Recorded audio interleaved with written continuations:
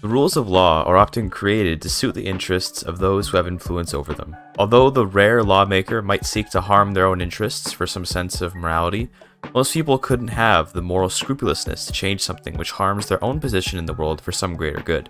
Despite that, the sweeping reforms of eras of the 19th and 20th century were only possible because of the immense power consolidated into particular monarchs. Consider something like Tanzimat. In real life, Tanzimat was the creation of massive reforms in the Ottoman Empire on the back of imperial decree. These reforms, whether successful or not, were not held back by issues of voting or oligarchic placation. Where I'm going with this is the inherent differences between a government run by decree and one run by bill. At the same time as Tanzimat, America's abolition movement was a contentious issue that had to be decided on in a compromise between slave state and free state. This is due to the rights of both the constituent states of America and the people living therein, except the slaves. This is the difference between ruling by decree and ruling by bill, the deliberation period. In Victoria III, a fully autocratic monarch still has to get the approval of the nebulous interest groups in order to change laws. This simply doesn't make any sense. Meanwhile, a republic with universal suffrage can ignore the will of the people if it wants by just continually trying to pass a law no one wants, and hoping the random chance rule works. This also doesn't make much sense. For these reasons, I want to reshape the legal systems of Victoria III to better reflect the bounds of difference between authoritarian regimes and democratic ones, which currently function in the same manner. I have some ideas around how law changes ought to work, which I'm presenting with the intention of keeping relatively close to what I believe are the developer intentions. Simplicity, room for flavor, and modularity seem to be important for Paradox. And for me, interconnectedness with sister systems and complex decision making are important. I don't care too much for historicity or complexity for complexity's sake. A system ought to be complicated due to its relationship with other systems, but every system in its own vacuum should be simple. Let's talk about it. First off, I want to cover the difference in lawmaking for authoritarian and democratic countries, which will be expressed as a system of bills and edicts. An edict is equivalent to a royal proclamation for monarchies, or an executive order for republics. I guess you could call it a divine intervention for theocracies. Edicts pass instantly, with no contest. Interest groups will recalculate their approval accordingly. I'm also adding an immediate generation of radicals when an edict is passed to simulate the initial upset of a new law being forced through. It will also generate loyalists and interest groups that are happy with the edict. Essentially, edicts bifurcate your country into more strongly radical pops and more strongly loyal pops, which can lead into civil wars due to the knock-on effect of the edict hitting approval directly and generating radicals that further hit approval. When an edict is passed, the amount of approval lost is the same as the current game and is based on the ideologies of the interest groups for or against the edict. The radicals and loyalists generated will be based on the amount of clout within the interest group that are for or against it, as a percentage of the pops that are in the interest group. If the landowners have 30% clout, then 30% of landowner allied pops will become radical. That isn't to say that they go from being loyal to instantly being radical, but rather that they gain some radicalism. It would be unreasonable for a third of an interest group to suddenly become completely radical. I'm not sure how the progression from loyalist to radical works, but basically, although this sounds horrifically punishing, it's less punishing than you might think since not every pop is immediately on the verge of becoming radical. I also recognize that it's not necessarily sensible to have the clout percentage determine the level of radical generation, but the way I see it, an interest group with low clout cannot make as big of a stink about political issues. To me, clout is almost like a representation of how influential that interest group is. Can they put ads in the newspapers to rile people up? Do they have leaders at local levels that can organize people into marches and other things like that? Even if many people are loyal to, say, the trade unions, if the unions are disenfranchised, they probably won't be able to rile up people into becoming radicals as effectively. Nonetheless, 4% of the trade union population likely will still be more individual pops than even 20% of the landowner population. So it ends up working out, at least for the early game. In the late game, it's not uncommon to see the trade unions sitting at something like 40% clout, even if you're not a council republic. And that would make edicts almost impossible to reasonably pass. This actually is very fitting if you ask me, because as we enter the 20th century in the game, and most countries have instituted voting laws, and people are more politically active, it would indeed become harder to pass some authoritarian declaration without problems. Anyway, that's what an edict does. Let's talk about how to put one forward now. You can basically take a look at any law, and there will be two buttons to change laws. One is an edict, the other is a bill, which we'll cover soon. If you hit the edict button, the law changes, and all of its effects take place. The cost of an edict is a huge amount of authority depending on the law.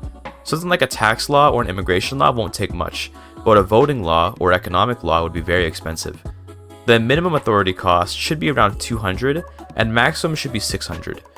The authority is consumed for something like 10 to 20 years. You can also make it a decaying modifier so you can get some back over time. To me, it should genuinely be a long period of time, Although, as I often say in these essays, balancing is difficult without having the actual ability to play with the system. That's basically the entire trade-off to me. Authority in return for an instant law alongside the aforementioned consequences. To me, this is a nice, simple change which gives some nuance to the decision around voting. In the current game, authority is nice to have, but getting new voting laws is almost always the best choice because the better interest groups are ones which benefit from voting. The only reason to want authority is for decrees and consumption taxes. The need to split authority between those two systems, and now decisions around edicts, make the resource of authority more nuanced and give a viable reason to stay authoritarian. Moving on from edicts, the other end of lawmaking is the bill. This is the system for changing laws which will resemble the current game more, but which isn't quite the same. In the current system, a law changing is based on the clout of the interest groups in government or the support of a political movement from the opposition. There is a percentage chance that the law changes, and that's all there is to it. Instead, I propose a system which involves striking a balance between concessions and time. Referring back to the two buttons, the bill button begins a timer to change laws, which when it finishes, will always pass the law. What government clout will change is how long this process takes. Each law has a base enactment time, which for smaller laws might start at 3 years, and for more serious ones might hit as high as 15 years. From there, the number is modified based on the clout of supporting interest groups in government as a percentage of time added or time taken away. The maximum reduction, which would be if 50% of clout were in support, should be a 90% reduction. At 20% clout, the time stays at its base level, and having as little as 1% clout in support of the law will double the time. That means an attempt to pass a horrifically unpopular law may take as long as 30 years if it's a major law, and you'll probably face a civil war before it can pass, but in theory you can do it. The clout in support or against a bill is calculated based only on the clout of interest groups actually in government. This means if two government interest groups don't agree on an issue, their individual clout will counteract each other. The opposition's clout does not affect the clout for a bill except through compromise. Along the way, opposing interest groups from the opposition can be convinced to provide their clout to support the bill in return for a change to the bill. Compromise is not available for any law that the opposing interest group is strongly against, and for bills they're against, the compromise is something bigger than the ones they're neutral for. Compromises are modifications to the law which favor an opposition interest group. If a compromise is made, then the interest groups who support the law will not be happy though, and will lose approval. An example might be a change to allowing anyone to migrate having a compromise from the rural folk or petite bourgeoisie groups, disallowing particular cultures from migrating. This compromise would radicalize that particular culture heavily, and lessen the approval loss to those two interest groups, as well as adding a stipulation to the bill that a particular culture cannot migrate even if the bill is passed. This will ensure the bill does indeed pass, but it might cause tension with supporting interest groups who didn't want to compromise. For police, it could be something as simple as recruiting mostly cops from a particular interest group, which would give them a clout boost or something. I won't list all the possible compromises, but get creative and think of some interesting ways to do it. You'll think of lots, trust me. The balancing mechanism for this would of course be to just come up with good compromises that don't tip the scales too heavily in any direction. To me, compromises should be temporary changes that don't necessarily alter things too heavily, but instead make lawmaking a game of push and pull, or a game of patience. Let's consider an example with all these components at play. I'm playing as France. I want to change from wealth voting to census suffrage. My government is composed of the intelligentsia and industrialists, and the opposition is composed of the landowners. For the purposes of this example, the other interest groups are irrelevant. The intelligentsia has 15% clout, and the industrialists have 10%. The landowners have 25% of the clout. The intelligentsia are in support and in government, so they provide 15% clout towards the bill. The industrialists are opposed to the law and in government, so they take away 10% clout from the bill. The landowners are opposed to the law, but not in government, so their 25% clout has no effect. We're trying to pass the law. It has a base time to pass of 4 years, but this is taken up to 7 years because only 5% of effective clout is working towards the law. That's calculated by taking the 15% intelligentsia clout and subtracting to industrialists' 10% clout to get 5%. Since neither the industrialists nor the landowners are strongly opposed to census suffrage, they're willing to compromise. The industrialists are neutral towards it, so their compromise is pretty small. They just want a tax cut, being money-hungry industrialists. They offer to put their clout towards the bill in return for an end to income taxes on all capitalists for 3 years. If that compromise is accepted, then the clout in support of the bill goes from just 5% to 25%, which makes the bill go from needing 7 years down to just 2.5 years. Taking this compromise will upset the intelligentsia, who will lose approval. The landowner compromise is a little heavier since they oppose the law rather than being neutral. The landowners offer to support the bill in return for the firing of every general who isn't from the landowner interest group, and to make all hired generals for the next 5 years be exclusively from their interest group. This includes the negatives to approval from firing generals. For them, this is a power play to gain more clout that they'll be losing out on from the new voting laws, and a way to weaken other interest groups. If that compromise is accepted, the landowner clout will go towards the bill, increasing it from 5% up to 30%, making the bill need only 2 years to pass.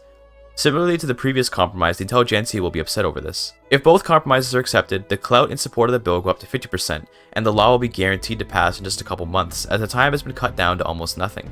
Obviously, I haven't done the math on calculating how much reduction would actually happen based on the math I mentioned before, since I suck with math, but the generally guiding principle of 20% clout is base time, and 50% is 90% reduction, is more or less what I'm going for. If you were to try and do this example with universal suffrage, there wouldn't be any compromises available because both the landowners and industrialists are strongly opposed to it. The balancing factor for this bill mechanic at the end of the day is extremely easy to tweak. You can adjust the base time for each bill, you can adjust the demands of the compromise, or you can adjust how strongly additional clout changes the time to pass. As always, balancing is tough without the actual system to test things out. The one balancing issue I have in mind is whether or not compromises should counteract the approval loss from the law change for compromising interest groups. If the landowners get their wish of firing every other general, should they still be upset over the law change? I want to say yes, they should still be upset, but I'm not sure. It might be too easy to pass most laws if you can exchange some kind of compromise to radically swing clout levels. So having this approval loss still be there is probably a good idea. At the same time, it feels like it doesn't make sense. The interest group is now putting its support behind a bill, but they're still upset over it? One way to fix this issue would be to change how the opposition contributes through compromises. Instead of giving their clout, they simply don't get the negative to approval. Looking again at the France and census suffrage hypothetical, the landowners wouldn't provide 25% clout to pass into law, but instead they would just not get the -5 to approval.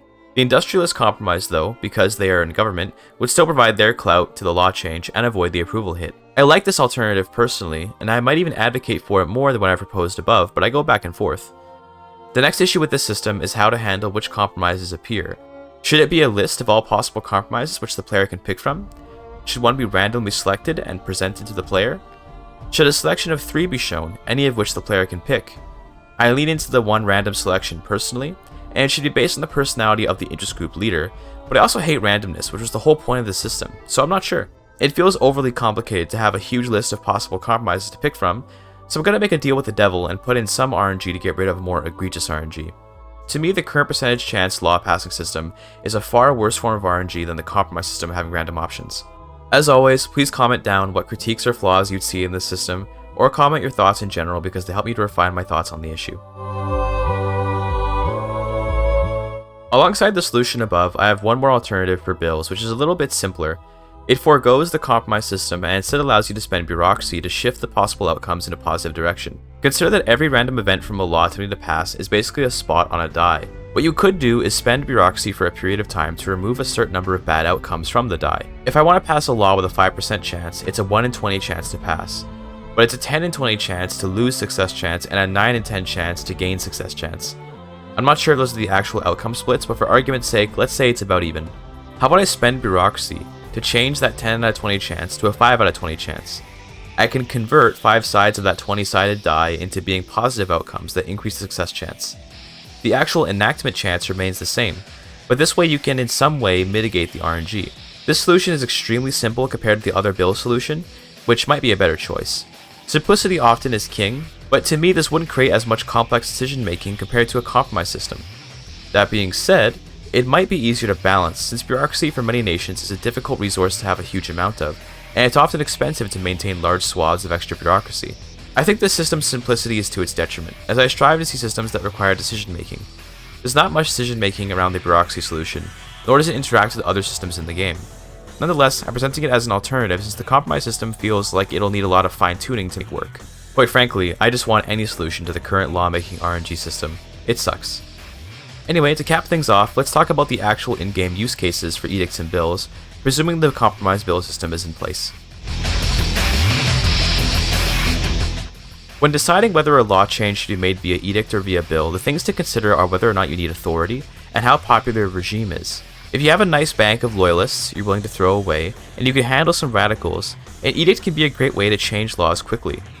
The cost of authority, to me, is a good way to handle things because often the consumption taxes and decrees which authority could provide instead provide an innate balancing measure to the system. It's also very easy to tweak the balance by just changing the authority cost of certain laws. You can also use edicts to quell a coming rebellion from a particular interest group by just decreeing a law in their favor, even if it would upset other interest groups. If you're playing as America, and the abolitionists are about to rise against you, why not declare an edict banning slavery? It will massively upset the southern planters, who might start a civil war anyway, but if you play your cards right, you might be able to do the edict and then placate the planters with other law changes in their favor, like working on a bill to get national supremacy or something. The point is that edicts are like a panic button with grave consequences, but which can also alleviate problems. They come at a hefty cost, and are better suited to autocratic regimes who have the authority to spare.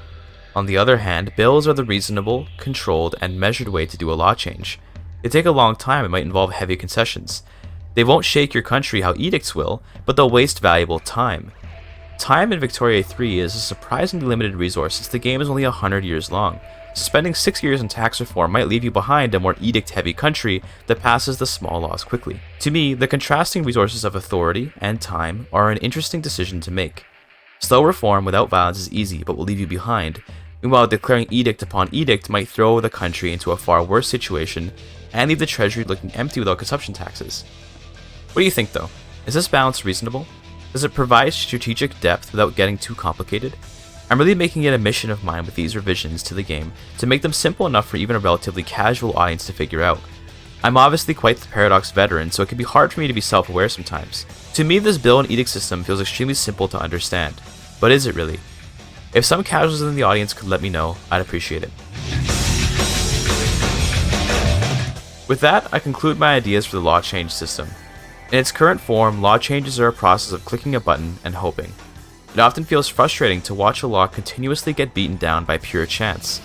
The current system is flawed in that it does not represent politics particularly well, as a law can, by pure chance, be passed even if only a tiny minority of the country wants the law, and overwhelming authority of absolute monarchs is held back by an arbitrary need to obey some lawmaking convention which doesn't make any sense.